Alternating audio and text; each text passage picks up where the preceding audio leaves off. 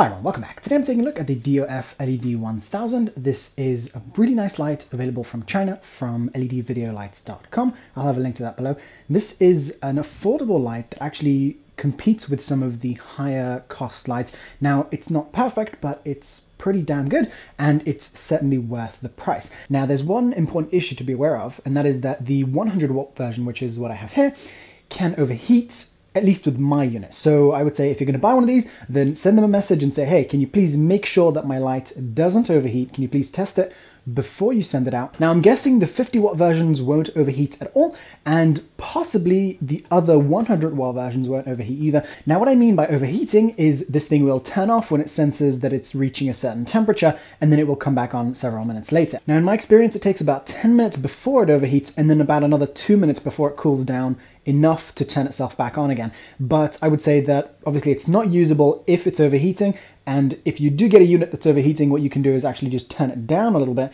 But I would say definitely ask them to make sure that it's not overheating, and have a look at the description below because I'll post updates to what users are saying about whether this is overheating or not. Now for those of you who've seen my free gear guide on my website, then you would have seen this for quite a while. It's been sitting there as a recommendation for a lower budget light, and a light for those who can't get Pixapro because they're not in the UK, because at the moment Pixapro are not shipping outside the UK. So for those of you that have been wanting one of these and haven't been able to get one, then this is a very nice low-cost alternative that will also ship worldwide as far as I know. This thing is split up into 2 units rather than just one, so you have the power cable plugging into a power brick rather than directly into the light unit itself. But the overall size is still smaller than the Pixapro. The overall weight is similar, a little bit less. And overall, it's fine. The build quality here is okay. It's a mix of plastic and metal, certainly good enough for what it is. Obviously, with any light like this, you don't want to actually drop it on the floor, but you know, build quality here is fine. And this has a bowens mount, which is awesome. I love lights with bowens mounts, obviously, because they allow me to connect the really awesome lighting accessories that I love to use, like big softboxes. And then you've got an on-off button here and a dimmer over here, which is a mechanical dimmer rather than a dimmer that works in steps, which is nice. I think most people would prefer that. And then we have this connection over here that goes to the power supply. And this is a quite a strong connection. It feels pretty solid. So for example, if I hold the light tight, you can see that I'm not really able to move this about. I mean, I'm putting quite a lot of pressure on that, and it's not bending or breaking or anything. But this, as it turns, it does sort of unscrew itself a little bit, so you need to sort of do that to tighten it.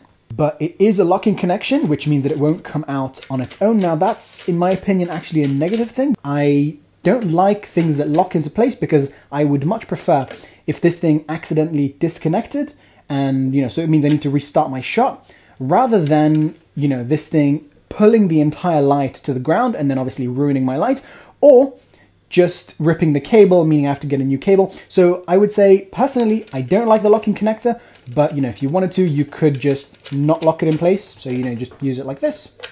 And this cable is a little bit too short, meaning the power brick doesn't reach the ground. So I would say either connect the power brick to the top of here so it doesn't dangle around, or connect to the light stand. Or, you know, if you're not moving the light around too much, then, you know, you can just leave it dangling. This is strong enough to hold the power brick, but yeah, just a little bit easier possibly to connect it on top here. So let's take a look at how bright this light is. So I'm going to aim it right there. I'm using a Pixapro reflector on here. So actually the light is a lot smaller than what you saw there. So that's the light unit itself. And I'm using a Pixapro reflector right here because that's the reflector that I'm using to test out the brightness of the Pixapro lights. Okay, so now I've set the camera to auto ISO, 1/50th of a second and f11, and we're going to start at the minimum right here. So at minimum brightness, we're getting 250 lux. When we go up to about halfway, we're getting about 7,000 lux. And then when we go up to maximum, we're getting about 13,000 lux. So what that means is we're around the same amount of brightness as we'd get from the Pixapro light, which is great. That's a load of light. Now here's an example of exposure settings with this light. So we've got the camera set to ISO 100, f5.6 and 1/50th of a second. So settings that you could use with basically any camera and any lens. The absolute cheapest lens and cheapest camera will be able to do this just fine. So with those settings, we're going to go up to about 30%, I would say, getting a nice exposure. And yeah, that's obviously 1 meter away. Right now the camera is set to daylight white balance with no shifts to the magenta or green.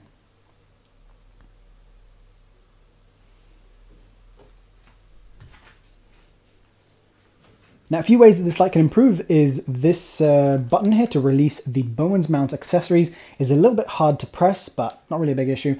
And there is a fan in here. This makes a little bit of noise. I don't think it's something that's going to be very problematic, but with microphones close to this, it might get picked up a tiny bit.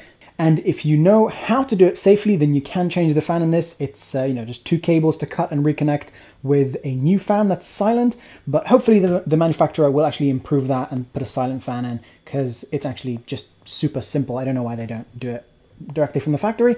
So my conclusion is this is a great light if you're looking for something on a budget. Now, if you're going to be buying this light or the Pixapro, then you want to get yourself one of these, which is a Fresnel add-on attachment for the Bowens mount. This is available from Bella TV on Amazon. I'll have a link down below. It's really cheap and works fantastically on most lights. Alright guys, thanks for watching. Visit my channel for lots more awesome filmmaking and photography videos, like lighting techniques, DIY projects, behind the scenes tutorials, cameras, lenses, adapters, shoulder rigs, stabilizers, flashes, LEDs, microphones, bags, straps, studio backgrounds, tripods, float heads, sliders, multi-tools, and lots more cool stuff.